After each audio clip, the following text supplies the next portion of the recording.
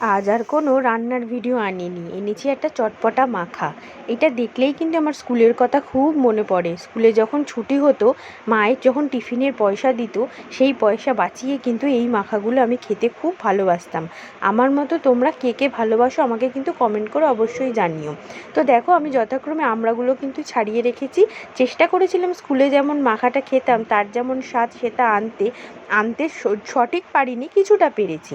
তো একটা থালার মধ্যে একটু নুন, একটু লঙ্কার গুঁড়ো আর একটু ভাজা মশলা, শুকনো খোলায় জিরে আর ধনেটাকে তেলে সেটাকে গুঁড়ো করে রেখে সেই মশলাটা নিয়ে কাটা আমড়াগুলো দিয়ে আর রাতে ভিজিয়ে রেখেছিলাম তেঁতুল, সেই তেঁতুল গোলা জলটা দিয়ে কিন্তু আমি মেখেছিলাম। খেতে কিন্তু দারুণ হয়েছিল। তোমরা একবার এরকম করে খেয়ে দেখো বন্ধুরা, দারুণ লাগে খেতে। আমার তো তেঁতুল মাখা আমড়া মাখা খেতে দারুণ লাগে, আমি টকটা খেতে খুব ভালোবাসি। তাই ভাবলাম আমি যখন এটা করছি তোমাদের সাথে শেয়ার করি, সব ভিডিওই তো তোমাদের সাথে শেয়ার করি। তো দেখো কত লোভনীয় লাগছে। দেখা হচ্ছে তোমাদের সাথে আবার পরের ভিডিওতে। ভালো লাগলে লাইক শেয়ার সাবস্ক্রাইব করে দিও। টাটা।